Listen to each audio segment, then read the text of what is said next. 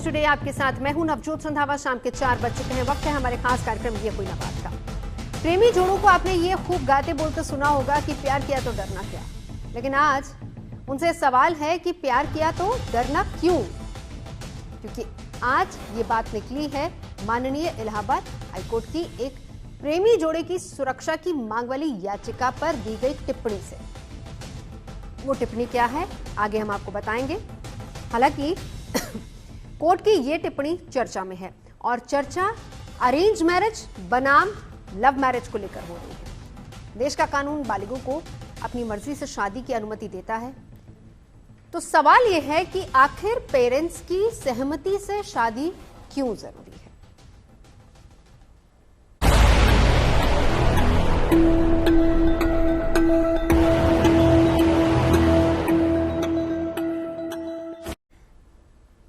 प्यार किया तो डरना क्यों? असल में भारतीय सामाजिक व्यवस्था ऐसी है कि जिसमें आमतौर पर शादियां हमारे पेरेंट्स ही तय करते हैं, पर कई बार जब माता पिता राजी नहीं होते हैं तो बच्चे अपनी मर्जी से भी एक दूसरे के साथ जीवन बिताने का फैसला कर लेते हैं। इलाहाबाद हाईकोर्ट का फैसला ऐसे ही जोड़ों के लिए है। उन्होंने अपने परिवार के खिलाफ जाकर शादी की। इलाहाबाद हाईकोर्ट ने इसी पर टिप्पणी दी है। टिप्पणी क्या है वो आपको सुनाते हैं। माता पिता की मर्जी के खिलाफ शादी करने वाले प्रेमी जोड़े सुरक्षा की मांग नहीं कर सकते जब तक कि उनकी जान या फिर स्वतंत्रता को किसी तरह का खतरा न हो।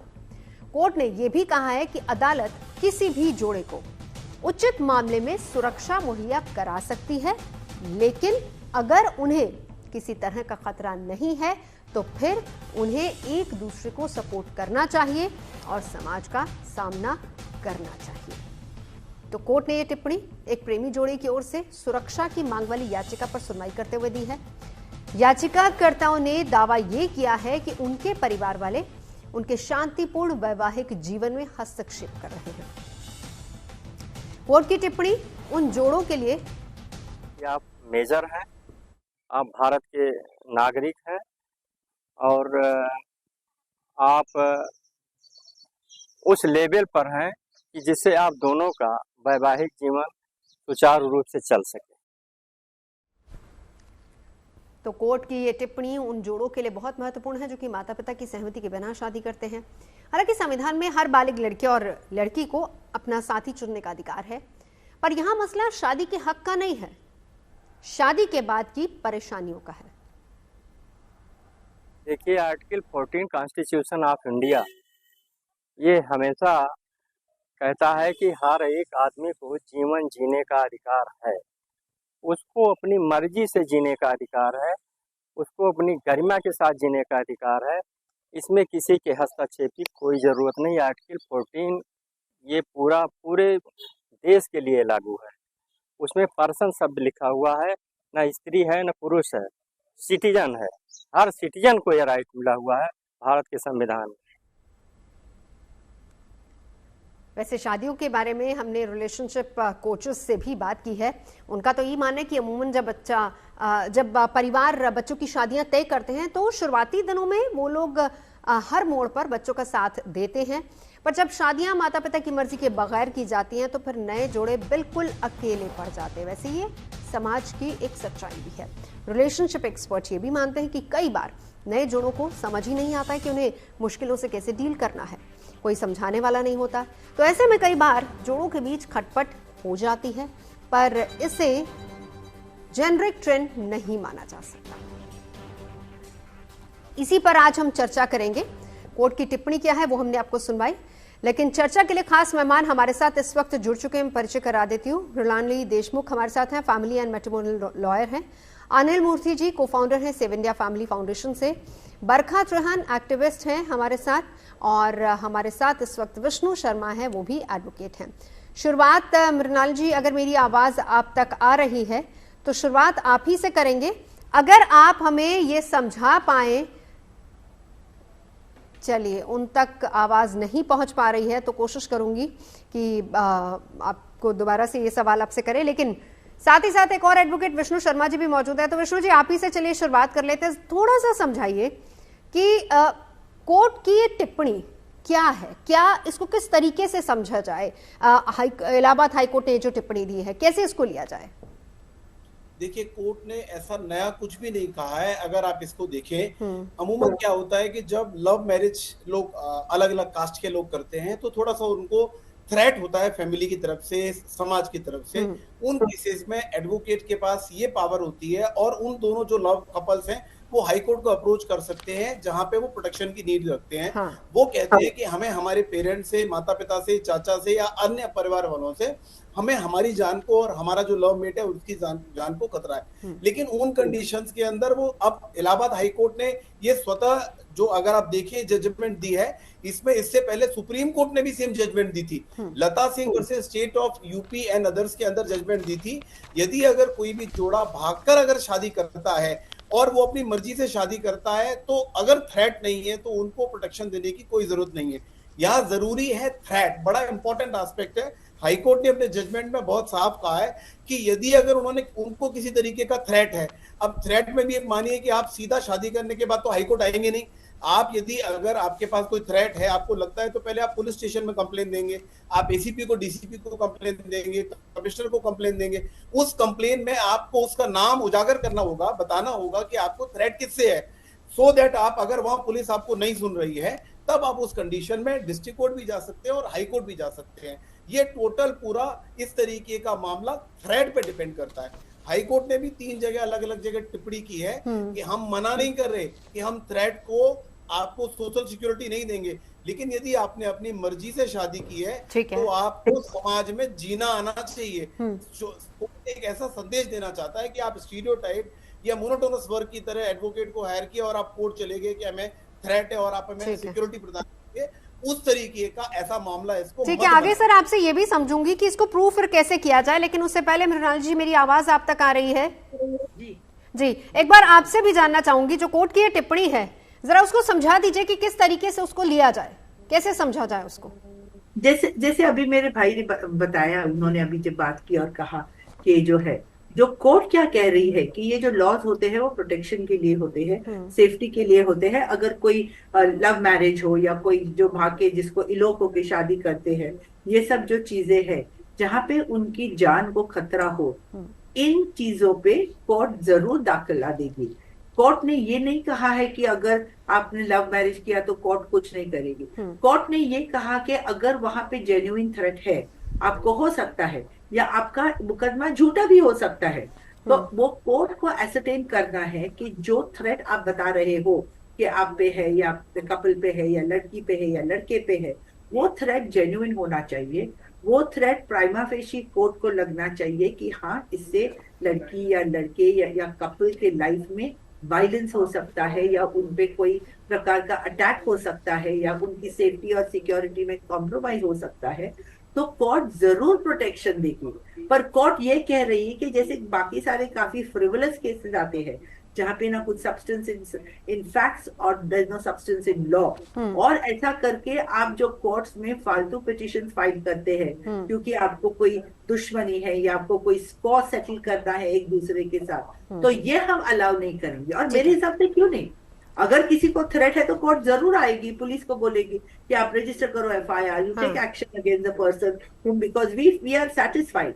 पर उनको वो सेटिस्फैक्शन चाहिए ताकि कोई फॉल्स केसेस ना करे। This is how I interpret the law, interpret the judgement. ठीक है, यानी कोर्ट ने अपनी तरफ से क्लियर की हैं ये चीजें, लेकिन क्या अब इस तरह के मामलों में जोड़ों को ये साबित करना पड़ेगा कि उन्हें थ्रेट है? कैसे साबित होगा, इस पर आगे चर्चा करेंगे। उससे पहले जरा बरखा जी, एक टिप्पणी आपकी इलाहाबाद हाईकोर्ट के इस टिप्पणी पर। जी, मैं इलाहाबाद हाईकोर्ट के इस फैसले से पूर्णतः सहमत हूँ। शादी सिर्फ 2 लोगों की नहीं होती, ये 2 परिवारों का मिलन है। तो अगर जब ये 2 परिवारों का मिलन होता है तो इसमें सिर्फ आकर्षण नहीं या प्रेम के आधार पर नहीं होता, बल्कि बहुत सारी जिम्मेवारी, समझदारी और आपसी एक जो हम एक समझ बूझ के साथ आगे बढ़ते हैं, वो सब इसमें जुड़ा होता है। आजकल देखा जा रहा है कि लड़के लड़कियां घर से भाग जाते हैं, जिससे कि माँ बाप की को बहुत ठेस पहुंचती है और फिर चीजें बहुत ज्यादा बढ़ जाती, कभी कभी बहुत एस्केलेट हो जाती हैं। तो सिर्फ माँ बाप को बताना और उनको वैसे लव मैरिज हो या अरेंज, मैं तो किसी के भी खिलाफ नहीं हूँ, लेकिन सबको लूप में रखिए। शादी, मैं फिर से बोल रही हूँ, वो दो परिवार मिलते हैं, तो ये खूबसूरत बंधन है, इसको आगे बढ़ाने के लिए आपको क्यों इतनी लुका छुपी करनी है? खुला रखिए इन चीजों को और आपस में बात करिए, रिलेशनशिप को और बेटर करने की कोशिश करिए। और जहां थ्रेट की बात है, वहां मैम ने भी अभी समझा दिया है कि जहां थ्रेट है वहां कोर्ट आपके साथ हमेशा खड़ा है। और ये हमेशा जब दो रिलीजन्स के बीच में जब शादी होती है तब वहां ऐसी थ्रेट वगैरह की बातें आती हैं, जो कि इतनी नहीं। ये नॉर्मली देखा गया है, इंटरकास्ट मैरिजेस जब होती है उसमें इस तरह के मामले आते हैं। लेकिन अनिल मूर्ति जी, आपके पास आते हुए बरखा जी की बात को थोड़ा सा आगे बढ़ाऊंगी। माता पिता की रजामंदी जरूरी है या उनकी सहमति जरूरी है? देखिए, मैं इसके बारे में ये बोलूंगा दैट ये पर्टिकुलर केस में, बिफोर आई गो देयर, मैं वहां तक जाने से पहले ये बताऊंगा कि देखिए, इस केस में हर दिन कोई ना कोई ऑनर किलिंग होती है घर से।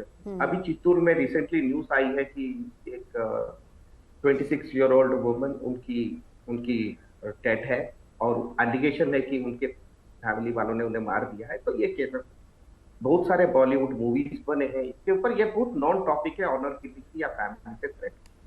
अब क्वेश्चन ये आता है कि क्यों लोग हाई कोर्ट तक जा रहे हैं? क्योंकि लोगों की पुलिस के ऊपर भरोसा उठ गया है। लोग सोचते हैं कि पुलिस प्रोटेक्शन नहीं देगी उनको, या ऐसे कुछ खतरा महसूस करते हैं, तभी जाकर के वो कोर्ट जाते हैं। तो कोर्ट जाना किसी के लिए आसान नहीं है, उन्हें वकील हायर करना पड़ता है, पैसा स्पेंड करना पड़ता है, हाईकोर्ट तक जाना है। ऐसे मामले जो है हाईकोर्ट तक पहुंचना ही नहीं चाहिए। लोअर लेवल पे ही हमारे पुलिस के ऊपर सिस्टम में भरोसा होनी चाहिए उतनी की ये जो है ये परिस्थिति को नीचे की लेवल पे इसको हैंडल किया है। ठीक है। तो प्रॉब्लम ये कि लोगों की भरोसा चली गई है सिस्टम के ऊपर।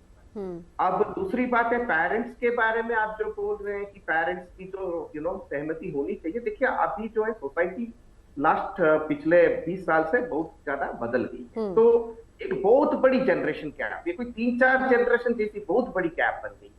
तो लोगों में एजुकेशन नहीं है, लोग एक दूसरे को समझना नहीं चाहते हैं, परिस्थिति मानना नहीं चाहते। देखिए, सोचिए, मतलब 15-20 साल पहले लोग 20-25 साल में शादी करते थे, 25 या 30 साल में शादी करते। आजकल सब लोग शादी कर रहे हैं लेट, 5 से 8 साल की डिले भी हो गई है शादी में। तो शादी से पहले लव हो जाता है, या अरेंज मैरिजेस थोड़ा कम हो जाते हैं तो फिर लव मैरिज होते हैं। तो हमें ये समझना पड़ेगा कि जो वास्तविक सिचुएशन है वो बदल गई है। तो पेरेंट्स को भी उसमें समझना पड़ेगा, दोनों पार्टीज को मूव करनी पड़ेगी। और जब तक ये नहीं होता तब तक तो पुलिस के ऊपर लोगों को बिल्कुल। एक आंकड़ा भी है मेरे पास, जरा उसको भी मेंशन कर देते हैं यहाँ पर। आपने जिसका जिक्र किया कि ज्यादातर लोग जो है वो लेट मैरिजेस कर रहे हैं।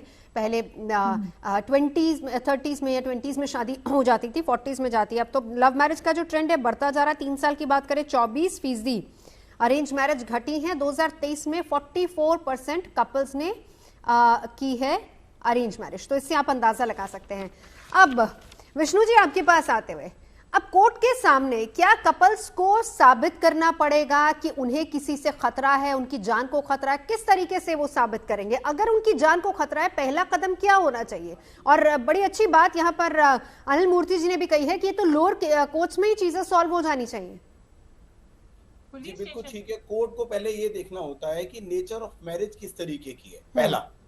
दूसरा देखना होता है कि इम्पैक्ट ऑन माइनॉरिटीज क्या है। इम्पैक्ट ऑन माइनॉरिटीज का मतलब है कि यदि अगर कहीं पे रिलीजन चेंज है, हिंदू अगर मॉडर्न की शादी है, वहां पे थोड़ी ज्यादा प्रॉब्लम होने की संभावना रहती है। यदि अगर कास्ट में भी कहीं इस तरीके की इंटरकास्ट मैरिज है, वहां पे संभावना बहुत ज्यादा रहती है कि वहां पे लगता है कि जैसे अभी मेरे साथी ने कहा कि ऑनर किलिंग के ज्यादातर मामले अगर आते हैं तो वो गांव देहात में अगर देखिए, अर्बन के कंपैरिजन में गांव देहात में बहुत ज्यादा है।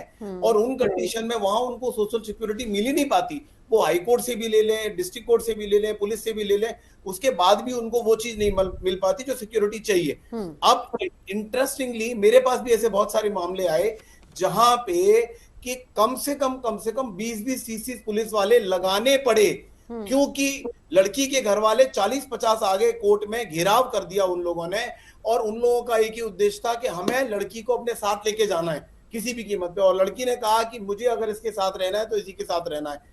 कोर्ट ने आइसोलेट बिल्कुल अपने चैम्बर में हियरिंग की, लड़की को समझाया, लड़के को समझाया और ये भी बताया लड़की को कि भाई आप अपने माता पिता से एक बार कंसेंट ले लो, पूछ लो, अभी आपकी सिक्योरिटी के लिए यहाँ पे इतने पुलिस वाले हैं, आपको कोई थ्रेट नहीं है। लेकिन उसके बाद भी जब उनका उस समय जब प्यार का वो होता है, उनको शादी करनी है, तो उस समय उन कंडीशन में उनको कुछ नहीं चाहिए होता, उनको चाहिए होता है मैं और मेरा साथी। शादी हुई, शादी होने के बाद 1 महीने के बाद भी दोबारा हमारे पास आए कि हमें तलाक चाहिए। क्यों चाहिए? क्योंकि फैमिली एडजस्टमेंट नहीं हुआ, हिंदू था और मुस्लिम था। तो ऐसी कंडीशंस के लिए कोर्ट, डिस्ट्रिक्ट कोर्ट भी आपको सिक्योरिटी देती है, जरूरी नहीं है हाई कोर्ट, पूरा प्रॉपर 20-30 जो उनको एडिक्वेट सिक्योरिटी चाहिए, उनको ये देखना होता है कि नेचर ऑफ मैरिज कैसी है। दूसरा, अभी आपका क्वेश्चन था कि किस तरीके से इनिशियली करना चाहिए। देखिए, आज अगर मैं शादी के लिए, मेरा मन है कि मुझे कल शादी करनी है, परसों शादी करनी है, तो आपको इमीडिएटली अपने एसएचओ को, कंसर्न एसएचओ को, डीसीपी को, एसीपी को और कमिश्नर को ईमेल के थ्रू, अपने टेक्स्ट के थ्रू, जो भी नंबर्स आपको अवेलेबल है उनमें अपना पूरा नंबर देना है, आपको एड्रेस देना है, जहां आपने शादी करने के बाद आप रह रहे हैं वो जगह का एड्रेस देना है। पुलिस सिक्योरिटी देगी कहां? आपको सिक्योरिटी चाहिए तो पुलिस सिक्योरिटी तो कोई जगह देगी ना, तो आपको पुलिस के आगे वो डिस्क्लोज करना पड़ेगा।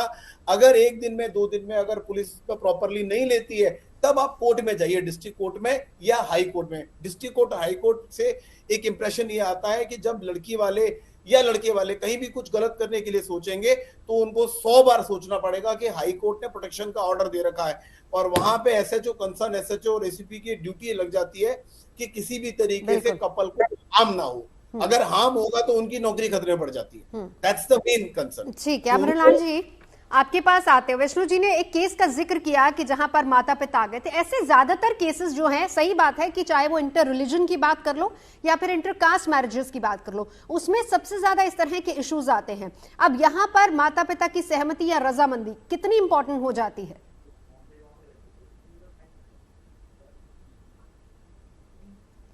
मृणालिनी जी, आपसे मेरा सवाल है। सॉरी, आपसे सवाल है मेरा। नहीं, तो मैंने ये कहा है ना कि कोर्ट का जो जजमेंट है वो आपको अंडरस्टैंड करना चाहिए। आपने सही बात की। आपने ये कहा कि अगर इंटरकास्ट मैरिज है या इंटरफेथ, इंटर रिलीजन मैरिज है, तो वहां पे ये थ्रेट्स हो सकते हैं। क्या ऐसे थ्रेट्स हो सकते हैं कि अगर एक लव मैरिज है और may be in the same caste, in the same community, और वहां पे उन्होंने जाके शादी की है, तो उनको थ्रेट्स होते हैं या नहीं है? इसीलिए मैंने पहले आपको क्या बताया कि कोर्ट ने क्या कहा है कि हम आपको प्रोटेक्शन देंगे, पुलिस हेल्प देंगे, पर आप पहले हमको ये समझाइए कि आपके पास क्या प्राइमा फेशी एविडेंस है या क्या आपका प्राइमा फेशी केस है जिससे आपको लगता है कि मुझे एक थ्रेट का परसेप्शन है कि मुझे बॉडीली हार्म हो सकता है, या मुझे या मेरे वाइफ को वो खत्म कर देंगे, या they will do any kind of situation. आप ऐसे उठ के नहीं बोल सकते हैं कि मुझे ये करना है। कोर्ट के पास इतना वक्त भी नहीं है और इसमें कोई दम भी नहीं है। तो ये बात ये नहीं है कि अगर इंटरकास्ट मैरिज है, इंटरफेथ मैरिज है या लव मैरिज है और पेरेंट्स के अप्रूवल के अगेंस्ट किया है, ये मेरे हिसाब से प्रेस या मीडिया का इंटरप्रिटेशन है। कोर्ट का इंटरप्रिटेशन है कि आप हमको समझाइए, हमको दिखाइए। यही चीज मैं चाह रही हूँ, थोड़ा सा और आप एक्सप्लेन कीजिए। अब ये बताइए, थोड़ा सा और डिटेल्स में मैम, थोड़ा सा और एक्सप्लेन कीजिए। जैसे विष्णु जी ने बड़े अच्छे तरीके से समझाया, अगर कोर्ट ये सवाल करता है कि आप हमें बताइए कि आपको किस तरह का थ्रेट है, तो उसमें जब उस कपल को प्रूव करना होगा तो उसमें कौन से पॉइंट्स और कौन सी चीजें, कौन से सबूत के तौर पर वहां पर पेश करनी पड़ेंगी? एब्सोल्युटली। तो अगर आपको थ्रेट्स आते हैं तो थ्रेट्स कैसे आते हैं? आपको आइदर व्हाट्सएप पे थ्रेट आएंगे, या आपको वो फोन करके आपको थ्रेट्स देंगे, या आपको जब मिलेंगे तब आपको रास्ते पे मिलेंगे तो फिर आपको थ्रेट्स मिल सकती है। ओके, उसका व्हाट इज द ऑप्शन? अगर आप चलते हो और कोई आता है, 2-3 जन आते हैं और आपको देते हैं कि आप शादी मत करो, या शादी की होगी तो आप उसको छोड़ दो, नहीं तो हम आपको खत्म कर देंगे। आपकी ड्यूटी क्या है? इमीडिएटली जाके पुलिस में कंप्लेंट करनी है कि मैं ये रास्ते पे चल रही थी, ऐसे 3-4 लोग आए, दोपहर 4 का समय था और ये एरिया में उन्होंने मुझे थ्रेट दिया है कि बोले कि आपने शादी की है, हम अभी देखेंगे, हम आपको आपकी लाइफ को भी आप सिक्योरिटी और सेफ्टी का थ्रेट हम दे देंगे। तो आपको पुलिस कंप्लेंट करनी चाहिए। दैट इज वन रीजन कि आज 17 तारीख को 4 बजे मुझे थ्रेट मिला। मैं 17 तारीख को 6 बजे पुलिस स्टेशन गया और मैंने ये थ्रेड का ये किया, एक एविडेंस हो गया नंबर 1। नंबर 2, अगर व्हाट्सएप पे थ्रेड आता है और बोलते हैं कि अब ये करो, वो आपके पास एक डॉक्यूमेंट्री इलेक्ट्रॉनिक एविडेंस है, दैट इज नंबर 2। अगर आपको किसी के कहने पे थ्रेट आया, आपको डायरेक्टली नहीं आया, फलाना ने आकर कहा कि चलो देखो तुम जाके उनको बता देना कि ये जो आपने किया है वो गलत बात है, हम कुछ भी कर सकते हैं, आपको बॉडीली हार्म भी कर सकते हैं, इस प्रकार का अगर कोई थ्रेट, तो भी आपको पुलिस को इन्फॉर्म करना चाहिए। कोर्ट्स कह रहे हैं कि आप ये सब कुछ नहीं करते, आप सिर्फ आके बोलते हैं हमको थ्रेट है, हमको थ्रेट है, हमको थ्रेट है। ठीक है। आप जब तक हमको नहीं प्रूफ करोगे, और जो मैंने आपको एक दो इंस्टेंसेस दिए हैं, अगर आप हमको प्रूफ प्राइमा फेशी हमको कन्विंस नहीं करोगे, प्रूफ तो दूर की बात है, प्राइमा फेशी कन्विंस नहीं करोगे कि आपको ये थ्रेट हुआ था और आपने ये एक्शन लिया है, तो हम आपको कैसे कर सकते हैं री प्रोटेक्शन?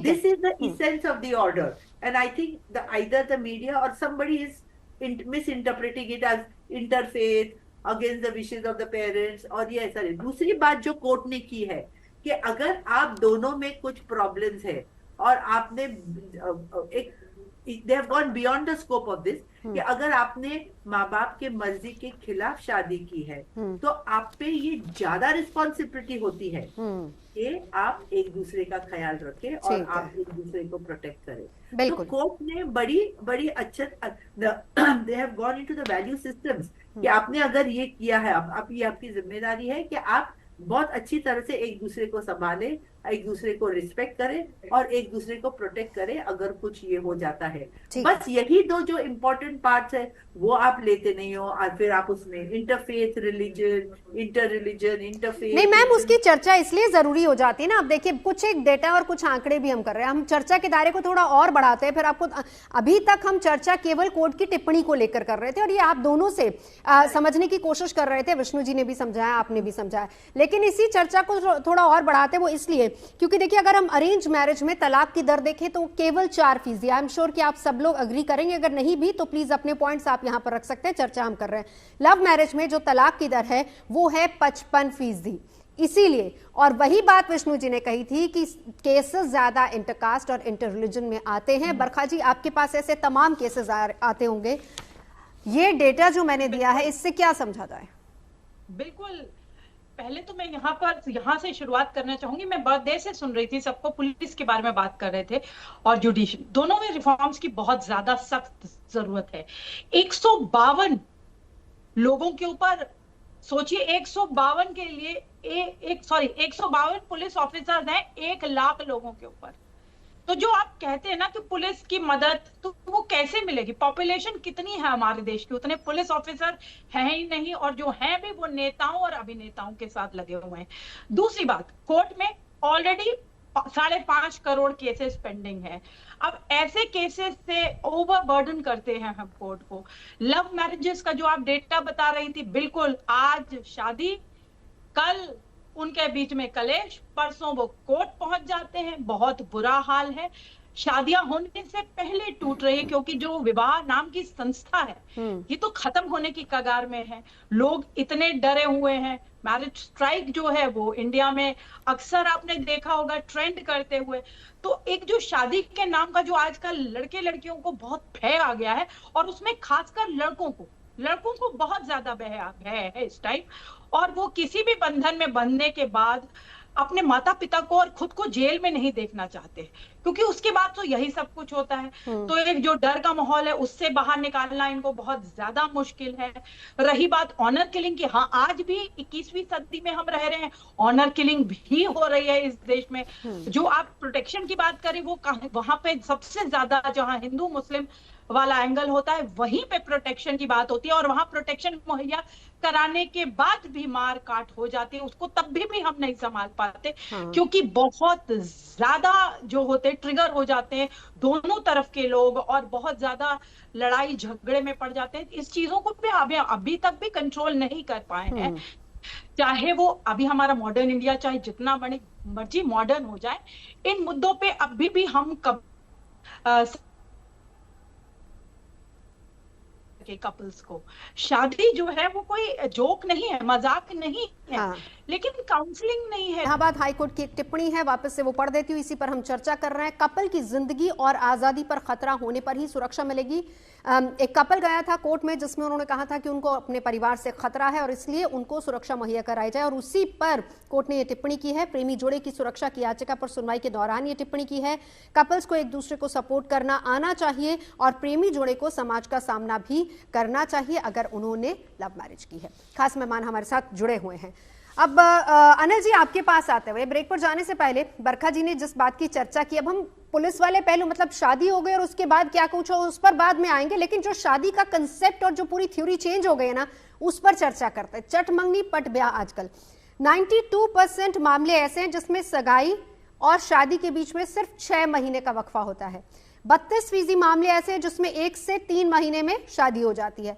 41% 4 से 6 महीने ही मिलते हैं दोनों को एक दूसरे को समझने के लिए। अब ये चाहे लव मैरिज की बात कर लीजिए चाहे अरेंज मैरिज की बात कर लीजिए, क्या ये भी एक बड़ा कारण आप देखते हैं? क्योंकि एक जमाना था जब लंबा समय मिलता था दोनों परिवारों को ताकि एक दूसरे को देख लें, समझ लें, परख लें, लड़का लड़की भी एक दूसरे को समझ लें। क्या यही एक बड़ा कारण आप देखते हैं कि इतने सारे डिवोर्स केसेस लगातार बढ़ते जा रहे हैं?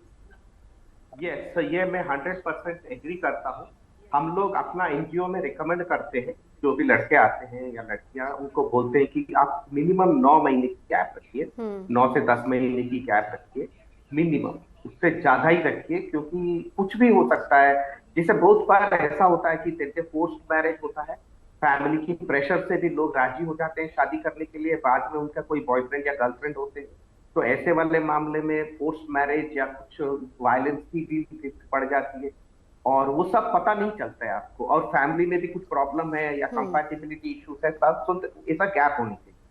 एंड अनदर थिंग मैं बोलूंगा, ये जो डेटा है ना कि 4% अरेंज मैरिजेस जो है उसमें प्रॉब्लम हो रही है और जो 55% लव मैरिज, ये डेटा शायद सही नहीं है, क्योंकि हमारी हिसाब से हम पिछले 20 साल से जो देखे हैं कि इसमें 40-60 का अंतर रहेगा, 50-50 इक्वल है या थोड़ा बहुत इधर उधर की है, लेकिन इतनी उल्टा नहीं है। सर, ये डेटा वेडिंग वायर इंडिया से हमने लिया है और उसी में बताया गया कि 3 साल में 24% घटी है अरेंज मैरिज की दर और 2023 में सिर्फ 44% कपल्स ने अरेंज मैरिज किए। मैं सोर्स बता देती हूँ, वेडिंग वायर इंडिया का सोर्स है।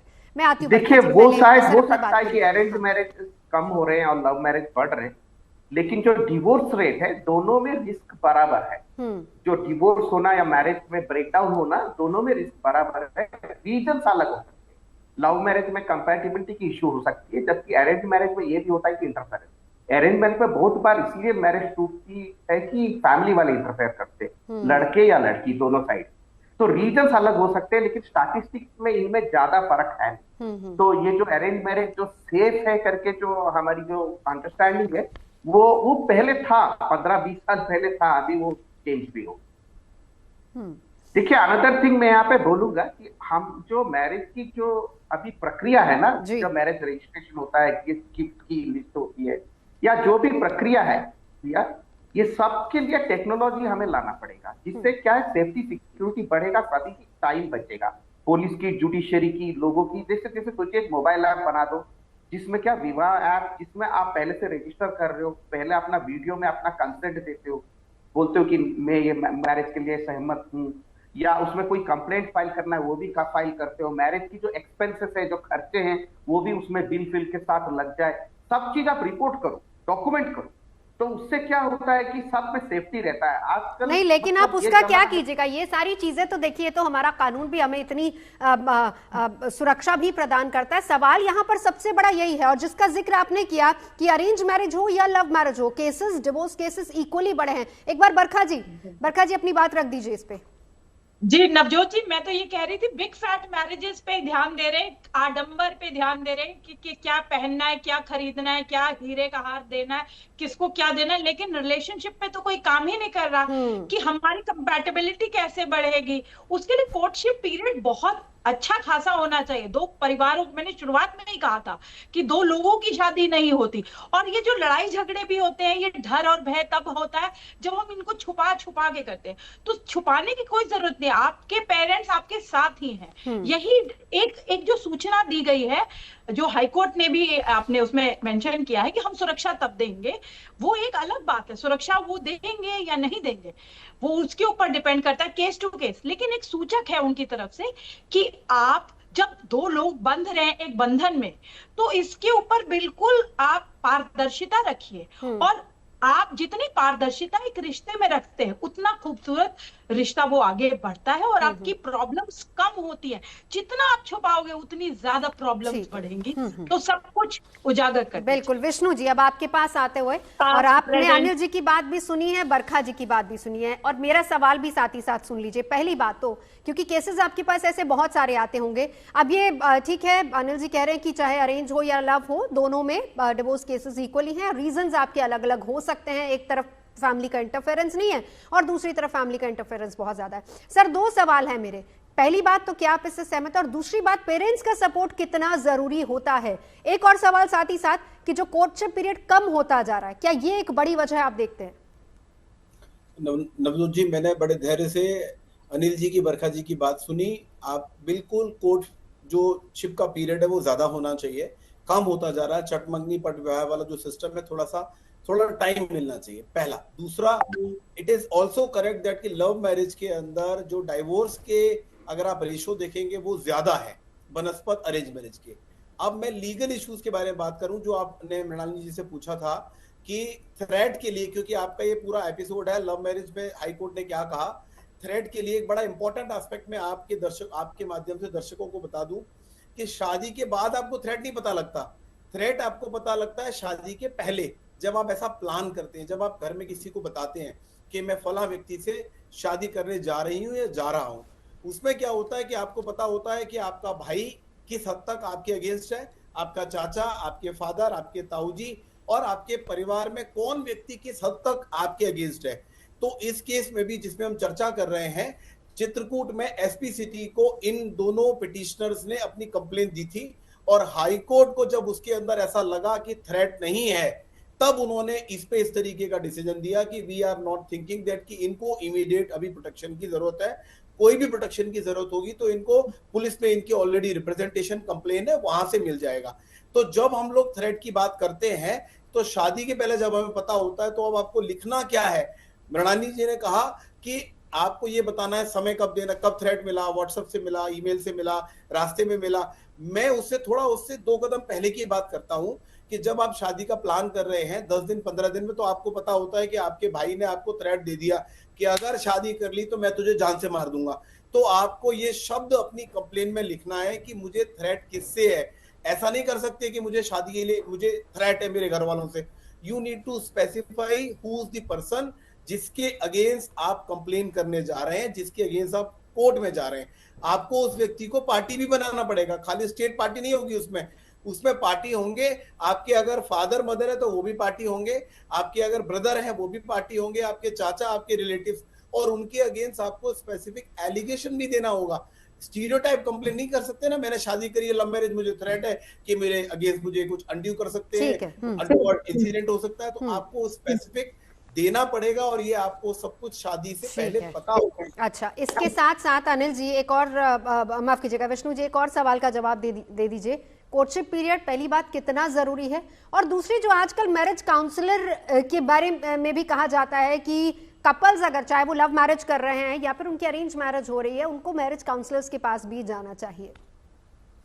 नवजोत जी, लाइटर साइड अगर आप मुझे इजाजत दे तो मैं बोल दूं, बहुत लाइटर साइड 5 दिन का कोर्टशिप पीरियड कर दीजिए, और कहीं दोनों को अकेले भेज दीजिए, और उस दिन मोबाइल दोनों के आपस में एक्सचेंज करा दीजिए कि लड़की का मोबाइल लड़के के पास चला जाए, लड़के का मोबाइल लड़के के पास चला जाए।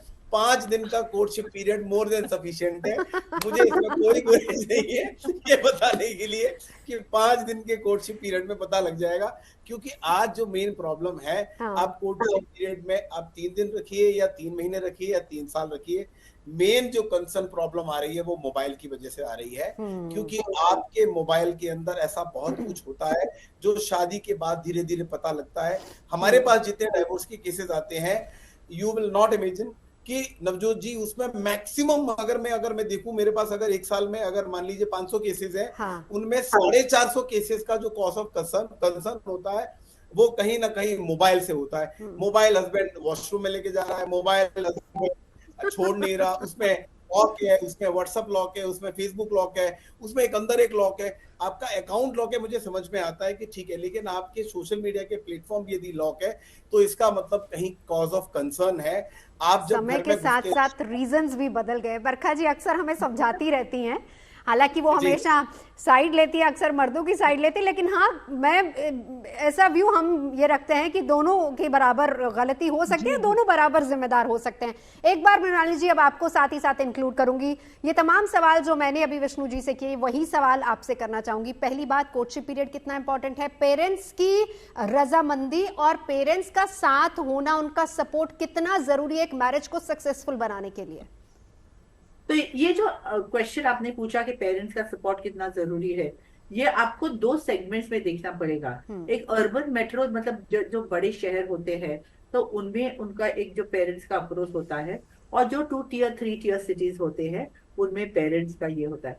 जो जो अर्बन मेट्रोज में होते हैं, ज्यादातर से जो पढ़े लिखे और एजुकेटेड लोग होते हैं, उनका जो होता है इंटरफियरेंस काफी कम होता है, और वो उनको उनके बच्चों को फ्रीडम देते हैं to choose what it is, unless they find कि वो जो उनकी चॉइस है लड़का या लड़की, उसमें कोई बहुत बड़ी प्रॉब्लम है या is there is a problem otherwise. 2 tier और 3 टियर सिटीज में पेरेंट्स का डोमिनेशन, पेरेंट्स का कंट्रोल, पेरेंट्स का कंसेंट, पेरेंट्स का अप्रूवल ये जरा ज्यादा होता है। इसका ये मतलब नहीं कि जो सिटीज में रहते हैं उनका नहीं होता है, I am just making a comparative assessment. अभी रही बात कोर्टशिप की, कोर्टशिप तो बहुत ही जरूरी है, क्योंकि वही होते हैं। अभी हमारे पास जो केसेस आते हैं, मैं आपको बता दूं कि अभी एक दो घंटे पहले क्या आया था कि मैडम हमको रेड फ्लैग्स दिखे थे at the time of courtship, कि ये अग्रेसिव है, ये है, वो है, वो है। तो मैंने ये बोला उनको कि अगर आपको ये रेड फ्लैग्स दिखाई दिए कोर्टशिप पीरियड में, कि आपके जो अभी जो हस्बैंड है, वो टाइम पे आपके बॉयफ्रेंड थे, वो बहुत अग्रेसिव है, बहुत वायलेंट है, या कभी कभी वो बहुत अनरीजनेबली बिहेव करते हैं, तो फिर भी आप आगे क्यों बढ़े? अगर आपको कोई इंडिकेशन नहीं था तो हम समझ सकते हैं कि आपने बिलीव किया और ये किया। तो उन्होंने कहा कि नहीं, वो इसके लिए आगे बढ़ गए कि हमको लगा कि ठीक है, हो जाएगा, we will change, things will, situation will change, we will improve for the better. तो जो जो एक ये जो यूनिवर्स होता है वो आपको काफी केसेस में थोड़ी इंडिकेशन देता रहता है। इसीलिए कोर्टशिप का लंबा होना और कोर्टशिप का मीनिंगफुल होना, it is not the period of time how long it is, it is how much of interaction that happens during that period of time. Interaction with each other, interactions with each other's friends, families, और जो कुछ भी social circle हो। क्योंकि कभी कभी क्या होता है, हम लोग प्यार में होते हैं तो अंधे हो जाते हैं ड्यूरिंग, स्पेशली बिफोर मैरिज, और कभी कभी जो चीजें इम्पोर्टेंट और इसेंशियल होती है वो ओवरलुक हो जाती है। पर अगर हम सोशली मिलते हैं तो कोई ना कोई ये कैच कर लेगा और आपको बोल सकता है कि this is what it is.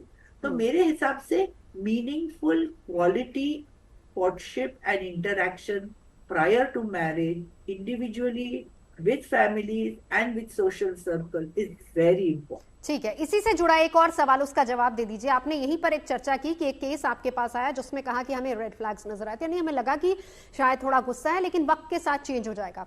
दो चीजें, अब चाहे वो लव मैरिज हो, उसमें हालांकि डिसीजन इजी होता है कि हम अपने साथी को छोड़ दें, लेकिन जहां ये अरेंज मैरिज की बात आती है, जहां पर फैमिलीज इन्वॉल्व होती हैं, आपको लगता है कि वहां बहुत ज्यादा टफ हो जाता है इस तरह का डिसीजन लेना कि हम इसको छोड़ दें, क्योंकि एक तरीके से सोसाइटी में बात फैल जाती है, सोसाइटी प्रेशर बहुत ज्यादा हावी होता है ऐसे में? तो आपकी बात सही है, इसीलिए मैंने कहा कि हम जब बात कर रहे हैं ना, we have to see it in the circumstances of the case. जो केस हम कोर्ट्स में भी बोलते हैं, in the given facts and circumstances how it is to be reacted.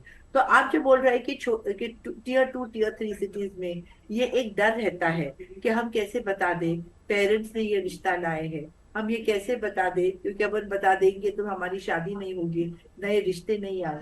ये जो सब कंपल्शंस है वो आपको फिर ध्यान में रखना चाहिए कि ये कंपल्शंस के वजह से आप ये शादी में आगे जा रहे हैं, पर आपको नियति ने या यूनिवर्स ने इंडिकेशन दिया था, रेड फ्लैग्स दिए थे कि ऐसा होने वाला है, फिर भी आपने वो चॉइस की है। So then what else can you say? But you have to follow what the choice is. हाँ, अच्छा, इसी पे एक बार अनिल जी अपनी बात रख दीजिए, क्योंकि ये बहुत इंपॉर्टेंट पॉइंट है यहाँ पे। देखिए, प्रॉब्लम का जो जड़ है, जो रूट ऑफ द प्रॉब्लम ये है कि समाज तो बदल गया है, जो अच्छी बात है, लेकिन काफी लिबरल हो गई, एक अच्छी बात है। लेकिन इसमें मेन थिंग ये है कि काफी सारा यंग जो लड़का लड़कियां, काफी टॉक्सिक एनवायरनमेंट भी है, जहाँ पे लोगों के पास में इंफॉर्मेशन नहीं होती, लोग गलत फहमी में रहते, मतलब लड़कियों को लड़कों के बारे में, लड़कों को लड़कियों के बारे में, क्योंकि बहुत सारा वन साइडेड स्टैटिस्टिक्स, डेटा, सब तरीके का हुआ है। जेंडर पॉलिटिक्स जो है वो काफी एडवर्सरियल और टॉक्सिक है पिछले 20-25 साल। तो इससे क्या है, जब काउंसलिंग होती है शादी से पहले, कोई थेरापिस्ट बैठ के दोनों में, तो ये सब जो गैप है ना, दोनों में परसेप्शन अलग होगी।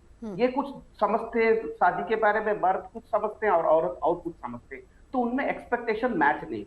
ये एक प्रॉब्लम है। दूसरी एक बहुत बड़ी प्रॉब्लम है जो बहुत सिंपल है, कि जो वर्क लाइफ बैलेंस बोलते हैं ना, जो काम करते हैं, तो देखिए भारत जैसे देश में अभी दोनों काम कर रहे हैं। आप 10-10 घंटा आप काम करोगे, फिर कम्यूट करोगे, एक गाजियाबाद से आप जा रहे हो गुड़गांव तक, इतना टाइम जाते हैं, तो इससे क्या होता है, लाइफ में काफी स्ट्रेस आ जाती है, लोग रिएक्ट करते हैं।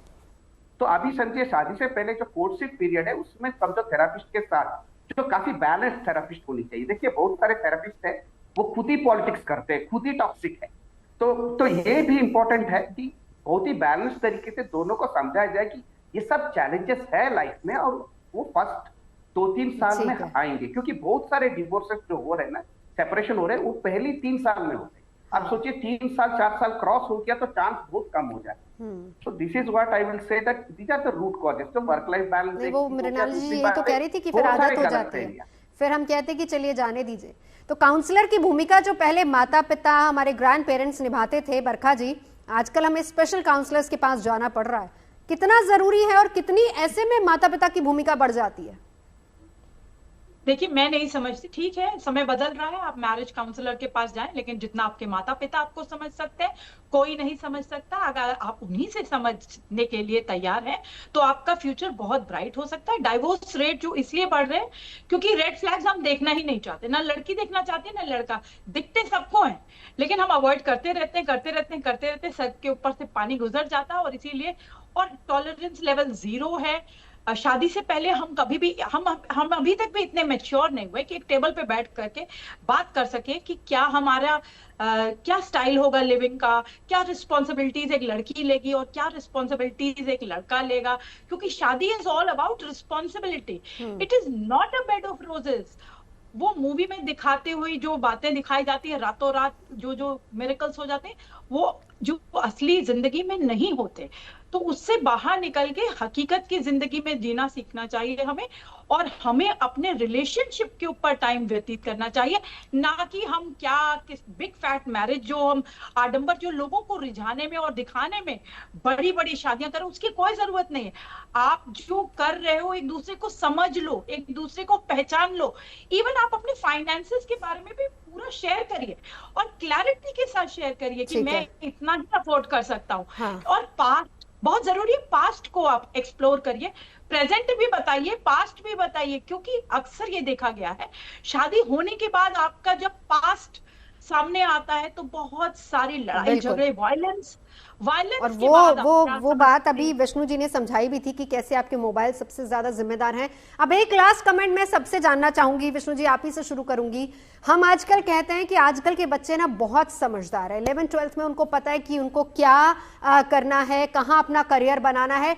हम क्या ये भी मान सकते हैं कि रिलेशनशिप को लेकर भी उनकी समझदारी बहुत ज्यादा अच्छी हो गई है, या आज की तारीख में भी वो डिपेंड है अपने पेरेंट्स पर रिलेशनशिप को लेके? आजकल के बच्चे ज्यादा समझदार हैं, और उनको यदि अगर कहीं लगता है कि ये रिलेशनशिप बहुत ज्यादा लंबी नहीं चल सकती, तो उनको वहीं पे वो रिलेशनशिप स्टॉप कर देनी चाहिए। क्योंकि जरूरी नहीं है कि आपको एक बार में कोई व्यक्ति आपके चॉइस का मिल गया, आपका हो सकता है कि कोई और वेट कर रहा है। ज्यादातर आप देखें कि पॉइजनस उस माहौल में आप 2 साल 3 साल रहें और उसके बाद कोई बड़ी दुर्घटना हो, उससे बेटर है कि आपको सोचना चाहिए 1 महीने 2 महीने 3 महीने के अंदर, चाहे लव मैरिज हो चाहे अरेंज मैरिज हो, आपको लग रहा है कि हम लोगों की नहीं बन सकती, हम लोग एक दूसरे के लिए नहीं बने हुए, वहीं आप जो डिसीजन लेना चाहें ले लीजिए। और बच्चे आजकल के खुद ब खुद डिसीजन अपने लेते हैं। मैं खुद ड्राइव करूं और खुद मेरी गाड़ी अगर कहीं एक्सीडेंट होता नहीं है तो रिलेशनशिप को लेकर क्या उनका मैच्योरिटी लेवल सही है? हम कहते हैं कि उनको क्या बनना है क्या नहीं बनना वो देख रहे हैं, कहाँ उनको जॉब करनी, किस करियर में उनको किस फील्ड में उनको अपना करियर बनाना है, ये तो ठीक है, लेकिन रिलेशनशिप के बारे में, मैरिज के बारे में मैं कह रहा हूँ बिल्कुल बहुत इंटेलिजेंट है। ठीक है। 20 ईयर्स के बच्चे आज के बहुत इंटेलिजेंट हैं। वो उनका आप उनके माता पिता उनको समझाएंगे तो उनको समझ में आएगा ही नहीं, बिकॉज उनके पास एक सवाल है, there is a 20 years gap, 25 years gap, you cannot understand us। आपको वो समझ में नहीं आ लेकिन सकता। डिवोर्स रेट जिस हिसाब से बढ़ रहा है ना, उससे सवाल उठता है। मृणाली जी, इस पर एक कमेंट आपका, क्या समझती हैं आप? कोई दिक्कत नहीं है, लेकिन डिवोर्स की जगह अगर पॉइजनस माहौल में रहे और कोई अनटोवर्ड इंसिडेंट हो, वैसा ना हो, डिवोर्स ये भी सही है जी। अब एक कमेंट जरा मृणाली जी से ले लूं जी। देखिए, अगर आप मीनिंगफुल और जैसे मैंने कहा इंटरैक्शन कोर्टशिप पीरियड में individually with friends with family and society नहीं करते हैं, तो जो जैसे अंग्रेजी में एक कहावत है, marry in haste and repent at leisure. तो इसका ये मतलब हो गया है कि अगर आप जल्दबाजी में अगर शादी करते हैं तो आपको पछताना पड़ेगा, और ये पछतावा काफी देर तक रहेगा। इसीलिए what is the essence of all this. और दूसरी बात ये भी है, जैसे ये कह रहे थे पहले, कि आजकल की generation are very clear, very focused. उनको पता है उनको क्या चाहिए। उनसे गलतियां होती है, उनसे मिस जजमेंट भी होता है पर्सन्स के बारे में या इसके बारे में। कभी कभी in the heat of the moment उनके रिलेशनशिप्स होते हैं, पर ज्यादा करके वो बहुत बड़े सॉर्टेड होते हैं और उनको समझ में आता है जो वो कर रहे हैं वो उनका निर्णय है और वो उसके लिए रिस्पॉन्सिबल है। पर गलतियां हर एक से हो जाती है। You know, you can always जज some people wrongly and get into trouble. तो ये सब इसके लिए है कि ताकि we have to give enough of time. पर ये सब करने के बाद ऐसी कोई गारंटी नहीं है कि ऐसी चीजें नहीं होंगी या मिसहैप्स नहीं होंगे या कोई बराबर से there will not be any kind of wrong decisions which have been made. Right and wrong decisions are relative terms. This has to be understood and in the context and the time in which they were made. ठीक है अनिल जी यही सवाल मेरा आपसे है। Yes, देखिए ये मैं थोड़ा सा अलग बोलूंगा यहाँ पे कि ये जो स्टीरियोटाइप है ना कि पेरेंट्स है 50-60 साल के हैं तो वो बहुत ही वाइज है और प्रिंसिपल्ड है, ये स्टीरियोटाइप्स को हम लोग क्वेश्चन करना भी चाहिए, क्योंकि ये ऐसा ऑलवेज नहीं होता। हमारे हिसाब से ऐसा होता है कि पेरेंट्स के इंटरफेरेंस की वजह से 50-60% मैरिज टूट रहे हैं। पहले क्या होता था, लड़कों के फैमिली वाले काफी इंटरफेयर करते थे। आजकल क्या हुआ, पिछले 20 साल में लड़कियों के पेरेंट्स लोग ज्यादा इंटरफेयर कर रहे हैं, अभी दोनों इंटरफेयर कर रहे हैं, समझ रहे ना बात। तो इससे क्या होता है कि जो भी चीज है वो आउट ऑफ कंट्रोल हो जाता है। बहुत बार ऐसे भी पेरेंट लोग बोलते हैं कि आप दोनों चुप रहो, हम टेक ओवर कर लें, हम पुलिस कोर्ट, सब माँ बाप पुलिस कोर्ट चले जाते हैं, बच्चे जब रोक रहे हैं माँ बाप चले जाते हैं और एक दूसरे को धमकी करते हैं, वायलेंस। बिल्कुल, ये बड़ा कारण होता है। बरखा जी लास्ट कमेंट, सर वक्त की कमी है। प्यार सच्चा होना चाहिए जी, प्यार सच्चा होना चाहिए नवजोत जी। उसमें रिलेशनशिप को टाइम देना बहुत जरूरी है, ऑनेस्टी बहुत जरूरी है, और जब प्यार हो जाता है तब सारी कंपैटिबिलिटी बिल्ड हो सकती है। मैं तो चाहूंगी कि कपल्स में जितनी ज्यादा कंपैटिबिलिटी हो वो अच्छा है, जिससे कि डाइवोर्स रेट जो बहुत बढ़ रहा है वो कम होना चाहिए। चलिए, वक्त की कमी है। बहुत बहुत शुक्रिया तमाम खास मेहमानों का हमारे साथ जुड़ने के लिए।